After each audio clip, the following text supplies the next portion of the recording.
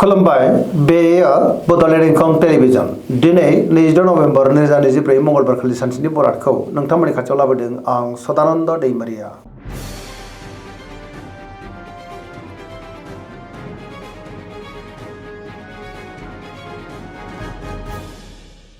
सिगां फरायनो लादों मेष राशि गिबि हांखो अ ल दिनैनि साना जोबोर मोजां गोदान खामानियाव आखाइ होजेननो हागोन गोथों आरो गोग्गो साननो रोंगोन गियाननि आंखाल जानाय नङा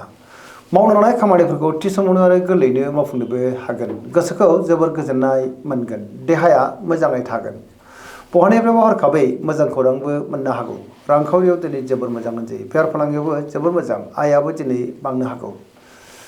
नखराव बिसि फिसायनि गेजेराव अनलायनाय फैगोन बिदा फंबायनिफ्राय थोजासे हेफाजाबखौ मोननो हागौ गुबुननि थाखाय दिनै गोबां मोजां खामानि मावनानै गोसोखौ जोबोर गोजोननाय मोनगोन समाजाव बयजोंबो मान होजागोन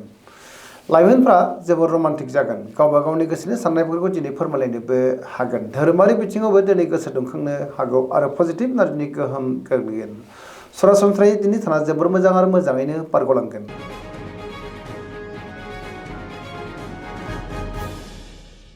वृष राशि गिबि हांखो इ उ ब दिनैनि साना जोबोर मोजां गोसोनि साननायफ्रा मोगथाङाव जाफुंनोबो हागौ गोदान खामानियाव आखाइ होजेननो हागोन गोथों आरो गोग्गो साननो रोंगोन पजिटिभ साननो रोंगोन जेरावबो जाफुंसारनो हागौ गोसोनि बोलोआ बांगोन गावनि गोसोनि साननायखौ गुबुननो फोरमायनो हागोन माबा नङा मोनसे मोजां खौरांबो मोननो हागौ समाजाव दिनै बयजोंबो मान होजागोन रांखावरियाव जोबोर मोजां होनजायो बेफार फालांगियावबो दिनै जोबोर मोजां मुलाम्फा मोनगोन आयाबो बांनो हागौ नखराव बिसि फिसायनि गेजेराव अनलायनाय फैगोन देहाया मोजाङैनो थागोन अब्लाबो नाथाय जानाय लोंनायाव सांग्रां जानांगोन लोगोफोरनिफ्राय थोजासे हेफाजाबबो मोननो हागौ पजिटिभ एनार्जिनि गोहोम गोग्लैगोन लाइमोनफ्रा गावबा गावनि गोसोनि साननायखौ दिनै फोरमायलायनोबो हागोन।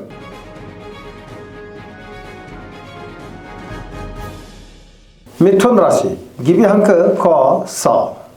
दिनैनि साना मोजां आरो गाज्रि गेजेरजों बाबेनलांनो हागौ गोसोआव गोनो गोथो साननाय फैनोबो हागौ माबा नङा मोनसे जेंनाजों मोगा मोगि जानांनोबो हागौ समाजाव मानहानि जानांनोबो हागौ गियाननि आंखाल जागोन गोसोनि साननायफोरा दिनै देबार नांनोबो हागौ देहाया दिनै बारा मोजां थानाय नङा रांखावरियाव मोजां अब्लाबो नाथाय खरसायाबो बांनो हागौ बेफार फालांगियाव मोजां होनजायो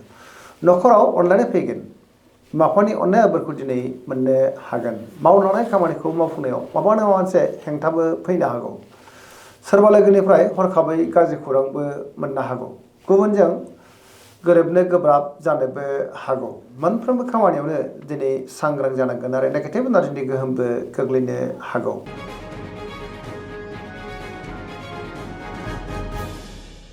कर्कट राशि गिबि हांखो द ह दिनैनि साना मोजां आरो गाज्रि गेजेरजों बाबेनलांनो हागौ गोसोआव दिनै गोनो गोथो साननाय फैगोन गुबुननि थाखाय नाङा फाङा जेंनायाव गोग्लैनांनोबो हागौ माबा नङा मोनसे गोरोन्थि मावफ्लांनानै गोसोखौ दिनै जोबोर उसुखुथु मोननोबो हागौ नेगेटिभ साननाय फैगोन मावनो लानाय खामानिखौ मावफुंनो गोब्राब जानोबो हागौ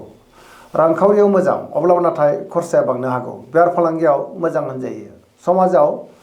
मानहानि जानांनोबो हागौ देहाया दिनै मोजाङैनो थागोन अब्लाबो नाथाय जानाय लोंनायाव सांग्रां जानांगोन नखराव बिदा फंबायनिफ्राय हेफाजाबखौ मोननो हागोन गुबुनजों मोजां सोमोन्दो लाखिनो गोब्राब जानोबो हागौ आरो नेगेटिभ एनार्जिनिबो गोहोम गोग्लैनो हागौ।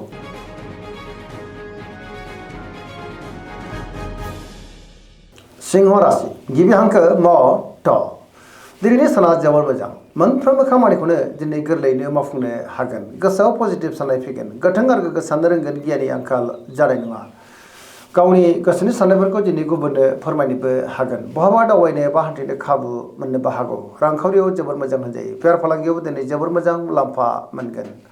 गोसोनि साननायखौ दिनै गुबुननो फोरमायनोबो हागोन नखराव अनलायनाय फैगोन गुबुननि थाखाय गोबां मोजां खामानि मावनानै गोसोआ दिनै जोबोर खुसि जानोबो हागौ देहाया मोजाङैनो थागोन बयजोंबो अनसायजानो हागौ लाइमोनफ्रा दिनै जोबोर रमान्टिक जागोन आरो गावबा गावनि गोसोनि साननायफोरखौ फोरमायलायनोबो हागोन पजिटिभ एनार्जिनि गोहोम गोग्लैगोन धोरोमारि बिथिङावबो दिनै गोसो दुंखांनो हागौ सिगांनि बबेबा आद्रा खामानियाबो दिनै मावफुंजानो हागौ।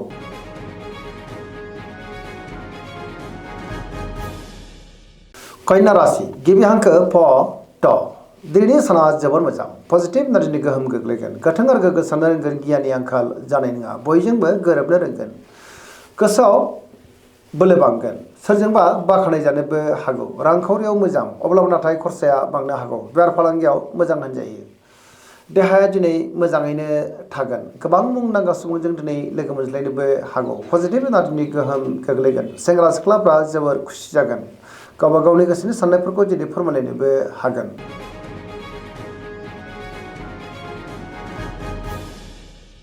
तुला राशि गिबि हांखो र ट दिनैनि साना जोबोर मोजां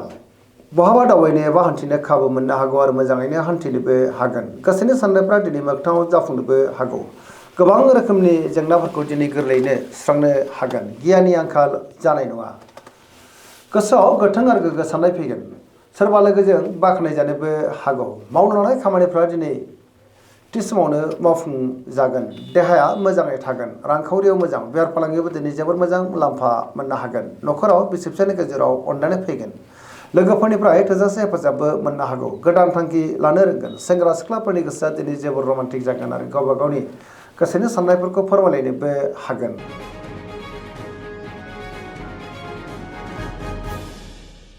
वृश्चिक राशि गिबि हांखो न स दिनैनि साना जोबोर मोजां बयजोंबो बाख्नाय जानो हागौ गोबां मोजां खाबुबो दिनै मोननो हागौ गोसोआव गोथों आरो गोग्गो साननाय फैगोन पजिटिभ एनार्जिनि गोहोम गोग्लैगोन गुबुनजों मोजां सोमोन्दो लाखिनो रोंगोन मावनो लानाय खामानिफोरखौ थि समावनो आरो गोरलैयैनो मावफुंनोबो हागोन सिगांनि बबेबा आद्रा खामानियाबो दिनै मावफुंजानो हागौ गोसोआव गोथों आरो गोग्गो साननाय फैगोन गोसोनि गोलो बोलोआबो बांनो हागौ समाजाव मान मोनगोन न'खराव दिनै अनलायनाय फैगोन रांखावरियाव जोबोर मोजां होनजायो बेफार फालांगियावबो दिनै जोबोर मोजां मुलाम्फा मोननो हागोन मोननो गोनां धोनखौबो दिनै मोननो हागोन देहाया मोजाङैनो थागोन फरायसाफ्रा दिनै फरायनायाव गोसो दुंखांगोन आरो मोजां फिथाइ मोननोबो हागोन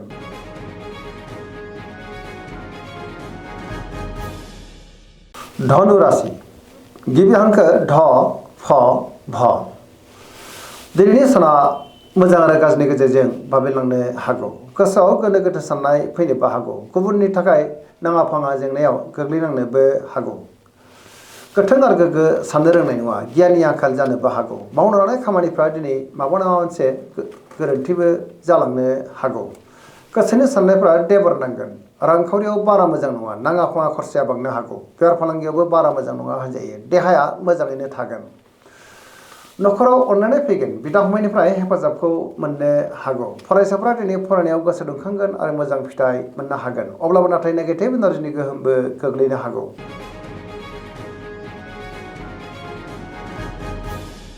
मकर राशि गिबि हांखो ख ज दिनैनि साना जोबोर मोजां गोबां मोजां खाबु दिनै मोननो हागौ गोथों आरो गोग्गो साननो रोंगोन गियाननि आंखाल जानाय नङा सुथुरखौ गोरलैयैनो फेजेननोबो हागोन गोसोनि साननायफ्रा दिनै मोगथाङाव जाफुंनोबो हागौ मावनो लानाय खामानिफ्रा दिनै गोरलैयैनो मावफुंजागोन मोनफ्रोमबो खामानियानो दिनै गोरलैयैनो मावफुंजागोन बेफार फालांगियाव जोबोर मोजां होनजायो गुबुनजों मोजां सोमोन्दो लाखिनोबो रोंगोन रांखावरियाव मोजां अब्लाबो नाथाय खरसाया बांनो हागौ बिदा फंबायनिफ्राय थोजासे हेफाजाबखौ मोननो हागौ सेंग्रा सिख्लाफ्रा गावबा गावनि गोसोनि साननायखौ फोरमायलायनो हागोन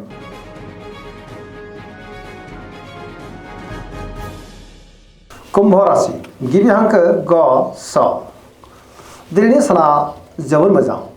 मोनफ्रोमबो खामानिखौनो दिनै गोरलैयैनो मावफुंलांनो हागोन सोरजोंबा बाख्नाय जानोबो हागौ न'खराव अनलायनाय फैगोन बिदा फंबायनिफ्राय थोजासे हेफाजाब मोननोबो हागौ गोबां मोजां खाबुबो दिनै मोननो हागौ समाजाव बयजोंबो मान होजागोन बहानिफ्रायबा हरखाबै मोजां खौरांबो मोननो हागौ गोबां मुंदांखा सुबुंजों दिनै लोगो मोनज्लायनोबो हागौ रांखावरियाव मोजां अब्लाबो नाथाय खरसायाबो बांनो हागौ बेफार फालांगियाव मोजां होनजायो धोरोमारि बिथिङाव दिनै गोसो दुंखांनोबो हागौ देहाया दिनै मोजाङैनो थागोन गुबुननिफ्राय थोजासे हेफाजाब मोननानै गोसोआ दिनै जोबोर खुसि जागोन पजिटिभ एनार्जिनि गोहोमबो गोग्लैनो हागौ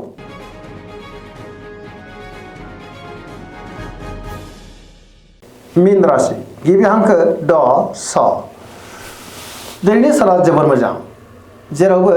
जाफुंसारगोन गुबुननि थाखाय दिनै गोबां मोजां खामानि मावनानै होनोबो हागोन गोथों आरो गोग्गो साननो रोंगोन गोदान खामानियाव आखाइ होजेननोबो हागोन गोसोनि साननायफ्रा मोगथाङाव जाफुंनोबो हागौ सिगांनि बबेबा आद्रा खामानियाबो दिनै मावफुंजानो हागौ देहाया दिनै मोजाङैनो थागोन रांखावरियाव मोजां बेफार फालांगियावबो मोजां होनजायो सोरजोंबा बाख्नाय जानोबो हागौ लाइमोनफोरनि गोसोआ दिनै जेबो रमान्टिक जागोन आरो गावबा गावनि गोसोनि साननायफोरखौ फोरमायलायनोबो हागोन फरायसाफ्रा दिनै फरायनायाव गोसो दुंखांगोन आरो मोजां फिथाइ मोननोबो हागोन पजिटिभ एनार्जिनि गोहोम गोग्लैगोन धोरोमारि बिथिङावबो दिनै गोसो दुंखांनो हागौ सरासनस्रायै दिनै साना जोबोर मोजां आरो मोजाङैनो बारग'लांगोन दिनैनि राशि फरायनाया एसेनोसै जोबनायाव बेखौनो खावलायो जाहाथे नोंथांमोना सानफ्रामबो जोंनि बे बड'लेण्ड इंखं टेलिभिजनखौ नायबाय थायो आरो साबस्क्राइब खालामो लोगोसे लाइक खालामो आरो शेयार खालामो एसेनोसै गोजोन्थों